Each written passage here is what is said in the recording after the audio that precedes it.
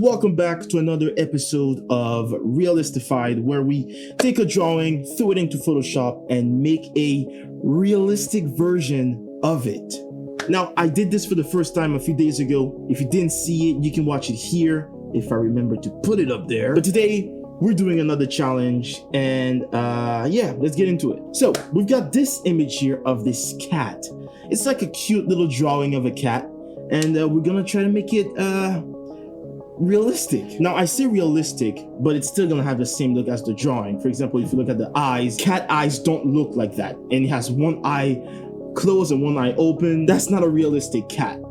So when I say I'm gonna turn the drawing to something realistic, it would be like if this drawing were to exist in real life. So it's not technically realistic, but it is realistic in the context of the drawing. Are we all on the same page? Perfect. All right, so with no further ado, let's throw this cat into Photoshop and get to work. All right, so here's the first thing I did. I started by tracing the shapes of the cat, right? The ears, the head, the tails. As I did for the last one, I'm just tracing out the shapes so that I can then add some texture and some shadows, some lighting.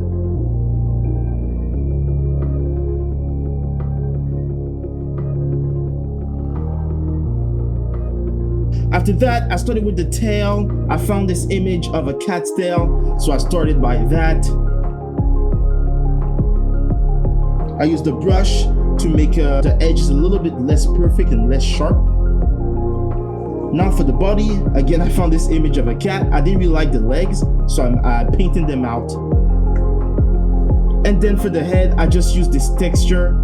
I might end up changing the texture, but we'll stick with that for now. Now for the ears, I got the ears here. I'm using the warp tool to warp them into place.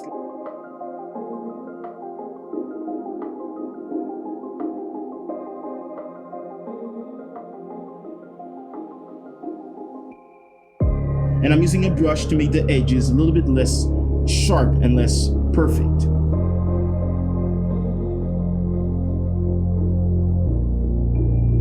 Okay, now for the eyes. The eyes are tricky because this drawing has round eyes for the cat. So I don't know. It was a little bit difficult to find a good look for the eyes. I wasn't even sure if I could do it. Now I'm trying a bunch of different stuff for the mouth, the nose, the eyes, the tongue, because, I know it's not a realistic cat drawing, but I still don't want it to look terrifying at the same time.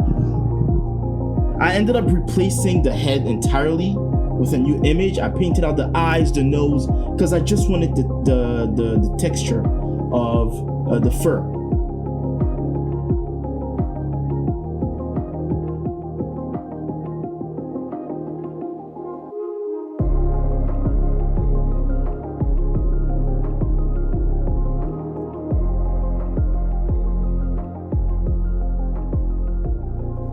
And after a while, I had this. This is not good.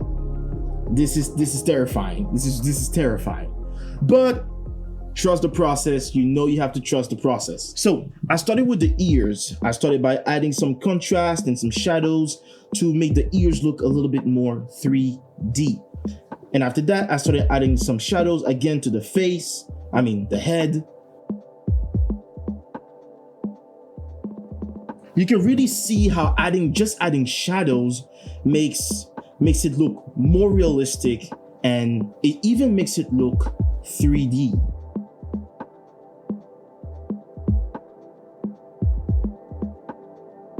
Now for the eyes, I ended up changing the eyes entirely because I really didn't like it. So I found this close-up image of a cat's eye, and it was all black, and that's really what I needed because in the image, in the drawing, the eyes are black also. Now for the other eye is like closed, so I looked for an image of a cat with closed eyes, and I don't know, it's kind of odd because you've never seen a cat like that. And for some reason the cat is kind of like blushing in the drawing, so I added those pink spots on the cat's face. For the body, the same thing. I color matched it to the head. added some shadows and some highlights.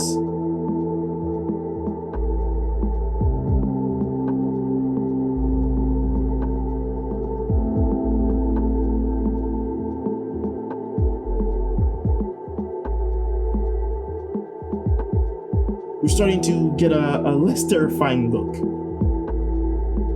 Now for the front paws, it was tricky at first, but I ended up really liking the look that I ended with. I added some pink inside of the ears because in the drawing it had pink inside of the ears. I don't really know what they are, but I added them.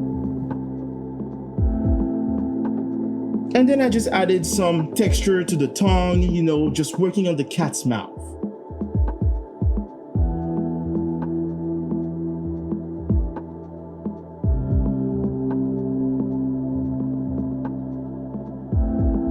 Now I was basically almost done. I tried adding like a little wooden floor, like a little background, but I really didn't like it.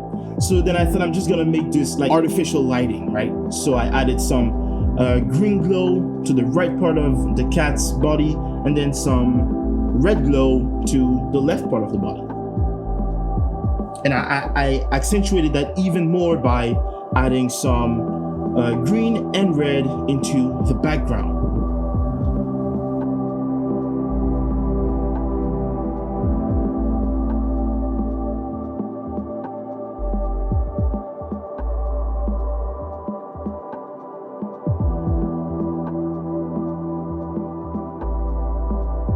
And after that, it was just tweaking some more details, adding shadows. And when I was done, of course, I threw in a camera raw filter. And in the end, we have this. Now I'm really proud of how this came out. This took me, I think, about 3 hours to create. Now I do have this rule for myself that whenever I do something in Photoshop, I try to make it within 1 to 2 hours. This took me 3 hours, which is slightly longer than the time limit I have for myself. But I mean, I'm really proud with the final result and how this came out. So this is the drawing, and this is the realistic version of it. I think this was a little bit easier to make than the last one, because the more I do these, the better I get at finding a workflow that works for me and that, you know, allows me to work a little bit faster. So yeah, if you like the final image, leave a comment, or if you didn't like it, still leave a comment. Let us know your thoughts. This was great. I'm definitely gonna do more of these.